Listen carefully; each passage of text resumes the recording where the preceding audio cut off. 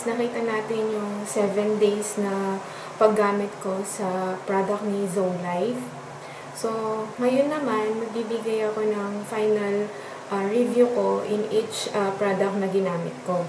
So, first kong bibigyan na review is yung Renew Soap nila. So, yung Renew Soap, na-experience ko na nare-remove niya yung oiliness sa face. And then, mild lang siya sa skin. And then, after mo siyang hugasan, yung texture ng balat mo is as in parang walang lagkit at walang oil. Pero, hindi siya glossy. Ano lang siya, yung normal lang siya na parang naalis lahat ng oil. And then, after a few minutes or for the whole day na wala kang nilalagay sa face mo, parang kusa siyang bumabalik yung kanyang natural moisture. So, yun ang na-experience ko sa kanya. And then, dun naman sa toner, ang toner naman nila, ang review na maibibigay ko is parang nagka-calm down niya yung mga redness at saka yung mga kung meron kang parang active na mga bumps. So, medyo nililesen niya yung bumps. Kasi, kagaya nito, after kong gamitin to in 3 weeks, dun sa ika-4th week ko na siya nagagamitin, nagkaroon ako ng breakout dahil nagkaroon ako ng period. So, eto yun, yung dalawa. So, ang ginagawa ko is, naglalagay ako sa cotton na maliit, then binababad ko siya nito. So, ilalagay ko for the whole night para kusa siyang mag-dry. So, ang napansin ko on the next day, pag ibababad ko siya for the whole night is medyo nag-dry siya at nalesen yung mga bumps niya. Ayan. So, ano na lang siya, marks na lang siya. So, continuous ko pa rin yung paggamit nito para at least ma-fade away na siya kasi nasa healing process na siya. So, complete, ito kasing facial toner nila, it indicates na completely cleanses, completely balances, completely prepares skin for the next skin treatment. And then, whitening, anti-aging, calming, and clarifying. Yung pinaka-gusto ko sa kanya is yung calming and clarifying. So, kinakam down niya, and eventually, mag-clarify din yung mga blemish na natira dahil sa mga acne marks. So, yun ang complete facial toner nila. And then, eto, yung kanilang serum naman, yung Brighten, sabi niya kasi dito, Invisi Mask Brightening Serum. So, napansin ko, bakit siya Invisi Mask Whitening Serum? Kahit pala hindi ka na mag-mask, yung night mask o yung lalagay mong facial mask, kaya siya tinawag na invisible, para ka na rin nakamask, so double purpose siya. Aside sa whitening siya, meron din siya invisible na mask na pwedeng gamitin. So, ang napansin ko lang dito kay serum, nung first day ko siyang nilagay sa face ko, kasi ang pagkalagay ko is yung nilagay ko dito sa palm, then tinap-tap kong ganon. So, nag-create siya, or nagkaroon ako ng redness sa face. So, parang na-irritate yung face ko. So, may mga redness siya. But, after nung mga few minutes, mga 30 minutes, syempre, titingnan ko siya ulit, no? So, after 30 minutes, nag-calm down naman siya. And then, on the next day na gagamitin ko siya, on the second day na ginamit ko siya, walang redness na lumitaw. Kasi, ang paggamit ko or ang pag-apply ko sa kanya is pag ganun. So, pa-swipe siya na medyo gentle lang yung pagkakalagay ko kasi nga na-experience ko on the first day nung pag-ganyan, nung pag-apply ko is super redness siya. Then super, as in may mga parang pantal ako. Then on the next day, iniba ko na naman yung pag-apply ko. So wala akong napansin na redness on the next day. On the third day naman, nung pag-apply ko, huli din sa kanya, meron na naman akong napansin na redness. Kasi inulit ko na naman siya na top yung ginagamit ko. Ganun.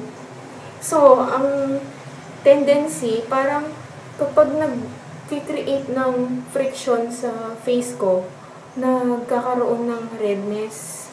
tsaka parang rashes sa face ko. On the 4th day, hindi ko na rin inulit-ulit yung ganun kasi nga napansin ko. So, ang ginawa ko is yung ganun na lang siya na swipe, tapos super gentle. So, hindi na siya nagkaroon ng redness on the 4th day and the succeeding days na ginagamit ko siya up to now na.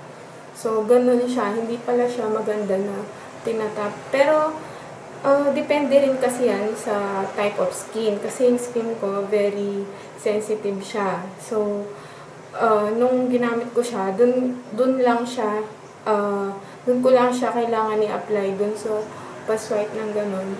Dun siya hindi magkakaroon ng friction. So, yun ang aking experience dito sa whitening serum nila. And then, for a total, para sa assessment ko for the whole paggamit ko nitong tatlong product is, napansin ko on the following days na ginagamit ko siya, merong mga maliliit na white na lumabas sa face ko. Mga parang whiteheads, pero super tiny lang sila. So, yung tipong pag ginanon mo, pusa siyang natatanggal. Kasi napansin ko, pinakatutukan ko siya sa salamin. So, pagka ganyan mo, sumasama naman siya. Super maliit lang sila. And then, hindi rin ako nagkaroon ng breakout for this product. Unlike sa mga other product na merong mga chemicals, so nagkakaroon ako ng breakout sa ganun. Nagkaroon lang ako ng breakout dahil nagkaroon ako ng period, which is normal naman. Hindi naman natin maiiwasan kapag meron tayong period. And then, kasi ma-share ko lang yung mga previously na na-research ko bago ako nag-switch sa natural or organic products. Previously kasi, user ako ng mga chemical added product. So, nung time na mag-switch na ako sa natural product or sa mga organic, ang sabi kasi, meron daw 28 days para ma-detoxify yung face mo or yung skin mo kapag from chemical ingredients yung gamit mong product, then mag-switch ka sa natural or organic product. Expect na within 28 days may lalabas yan na mga breakouts or yung mga parang pimple. So, nilalabas niya yung mga deep-seated dirt sa skin natin dahil dun sa ginagamit nating existing na chemical-based product kapag mag-switch ka sa natural or organic product. And then, nung ako kasi, may mga lumabas talaga siya pagkatapos ko nag-switch sa natural or organic product. So, may mga maliliit na lumabas. And then, afterwards, nag-heal na siya. And then, parang dinetoxify niya yung face mo. And then, nandun siya sa cleaning, kine-clean niya as time goes by na ginagamit mo yung mga products. And then, nandun na siya sa healing. Then, afterwards, hindi na ganun kalala yung mga lalabas na mga pimples kapag meron ka na lang period or kapag hindi ka regular na gumagamit ng mga natural product. So, in this case, dahil previously user ako ng natural products, then nag-ship na naman ako ulit sa ibang products, pero natural siya at organic din naman siya. Walang lumabas sa akin dahil from natural to natural product. So, walang masyadong lumabas sa akin except for the one na nagkaroon nga ako ng period. So, yun ang ma-i-share ko for this Zoelife product. So, thank you. If I were you can also try this one para ma-experience nyo kung ano ang ganda ng plant-based or organic products. Thank you.